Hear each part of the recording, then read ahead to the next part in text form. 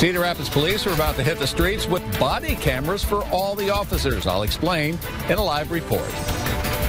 Investigators search for the cause of a deadly Amtrak derailment near Seattle. The train was making its first run on a new higher speed track. Like, we knew this day was creeping up, but I don't know. It's hard. 1 year later, the family who lost 2 children in a crash says they might never celebrate the holidays again. You're watching KCRG-Tv9, now from your 24-hour news source. This is KCRG-Tv9 News at 5. Any questions about what happens next year during police stops in Cedar Rapids should have video answers. The department will ask the City Council tomorrow to equip every officer with his or her own body camera. KCRG-Tv9's Dave Fransman joins us live outside the police department tonight. So, Dave, many other departments already are using these body cameras. Beth, that's right. Chief German says Cedar Rapids is probably the largest department in Iowa without a body cam program for the officers right now, but that's not necessarily a bad thing, at least for waiting. For one, the equipment costs by waiting are dropping. It's a little bit lower, and also they've been able to learn some lessons from other departments. Equipping officers with body cameras to use during patrols is a decision many departments made months, even years ago. But Cedar Rapids Chief Wayne German says there are advantages to taking a more deliberate approach. We reviewed a lot of other departments' programs, learned from the best practices of other agencies and departments. So we also worked very closely with Department of Justice, had them review our policy. Chief German says 5 Cedar Rapids officers tested a variety of camera systems over the last 6 months. The department's choice, a $300,000 system that will store video for up to 3 years and is compatible with existing squad car cameras. Hitting lights and sirens will automatically activate all the cameras at the same time. Officers away from the vehicle must remember to activate the cameras anytime they meet with the public. One training officer says the officers that use the body cameras like them. They think the video is going to help tremendously in just showing the beginning to the end of the encounters. One example would be a police pursuit.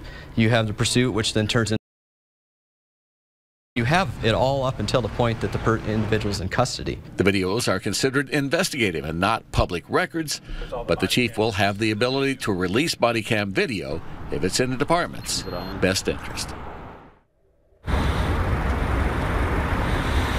Now, grant money is going to cover slightly more than 1/3 of the entire cost of the body cam program. Tonight at 6, we'll tell you when you should see officers with the body cameras and what has to happen first. Live in Cedar Rapids, Dave Fransman, KCRG-Tv9 News. And we're moving now to meteorologist Joe Winters and the forecast. And Joe, it's December 18th, but it almost felt like spring today. It really did. In fact, looking back, our normal temperatures for the late part of March as we begin spring, very similar to what we saw today across eastern Iowa. Take a look at some of those highs from Pinpoint StormNet, close to 50 degrees, upper 40s across the Cedar Rapids area from downtown all the way to Xavier, Linmar, over to Prairie. In Dubuque, our highs were in the middle 40s, and it still is very comfortable outside. In fact, the beautiful sunset captured on our Manchester City Cam as some cloudiness kind of rolls in from the north and west. We have 45 in Iowa City, 42 in Cedar Rapids, 39 in Decorah. The winds around from the southwest fairly light, about 5 to 10 miles per hour. The lighter southwest wind should be with us this evening. We're looking for 33 degrees for our overnight low and look for partly cloudy skies to start to develop as we move through the evening hours. Now, eventually this does change. We'll show you when the change takes place coming up. Thank you, Joe. We have a live look from Washington State where an Amtrak train derailed this morning. 13 cars fell off a bridge and crashed onto an interstate highway below.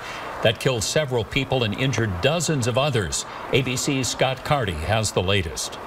Amtrak 501, emergency. We are on the ground. We are on the bridge 5 at the school. Need EMS ASAP. It looks like they're already starting to show up. Tragedy on the tracks. Just before 8 a.m. Pacific time, an Amtrak train traveling south of Tacoma, Washington, went off the rails and crashed on a busy highway traffic during rush hour. Then I started hearing all the sirens and turned on the news, and then we saw it. The Department of Transportation says at least 78 passengers and 5 crew were on board before it derailed and crashed onto Interstate 5. Several motorists on the highway were injured. Local authorities say all of them survived. Right now, life safety is really our precedence right now. We've got fire and law enforcement that we really need to make sure. So we need to secure that scene. We need to make sure that those cars are safe before they can get on and check for more casualties. Interstate 5 was closed in both directions, traffic at a standstill for miles. One victim on the train says he and his fellow passengers were tossed into the seats in front of them as it went off the tracks. President Trump expressing the nation's thoughts and prayers for the victims, but adding the need for changes to our nation's infrastructure. It is all the more reason why we must start immediately fixing the infrastructure of the United States. Officials say this was the debut run for Amtrak Train 501 heading from Seattle to Portland, the first to carry commuters on a new high-speed route that traveled further inland to improve travel times. I was wondering if they did any dry runs on this before the passengers aboard. But yeah, it's a terrible thing. Very upsetting. Scott Carty, ABC News, Seattle. Tax reform could get to President Trump's desk by the end of the week. Congress is expected to start the vote tomorrow on a combined bill. We are days away from passing historic tax cuts for American families and businesses. Republican leaders say they have enough support to get the measure passed. President Trump has long said he wants tax reform passed before Christmas. The proposal lowers 5 of the 7 federal tax brackets. Only the lowest bracket and the second highest remain the same.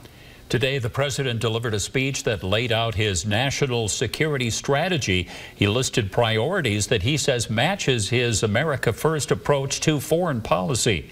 In his speech, Trump also slammed the actions of previous administrations on issues such as immigration, trade, and the Iran nuclear deal. He described China and Russia as revisionist powers that are trying to shape the world in a way that's not in line with U.S. values. We will attempt to build a great partnership with those and other countries, but in a manner that always protects our national interest. President Trump's national security strategy specifically mentioned Russia's attempts to interfere in democratic contests. That's despite his rejection of the intelligence community's conclusion that Russia meddled in the 2016 presidential election. One of President Trump's nominees for a lifetime position as a judge has withdrawn himself from consideration. Matthew Peterson was up for the job of U.S. District Judge for the District of Columbia. Peterson struggled to answer basic legal questions during his confirmation hearing. That video that you're seeing now, it went viral after Senator Sheldon Whitehouse tweeted a link to it. An Eastern Iowa couple says their bodies are healing, but mentally they might never heal completely. This is after they lost 2 children in a crash exactly 1 year ago today. Stay with your 24-hour news source, KCRG-Tv9. You're watching your 24-hour news source, KCRG-Tv9, with Bruce Auney, Beth Malicki, and Chief Meteorologist Joe Winters. This is KCRG-Tv9 News at 5.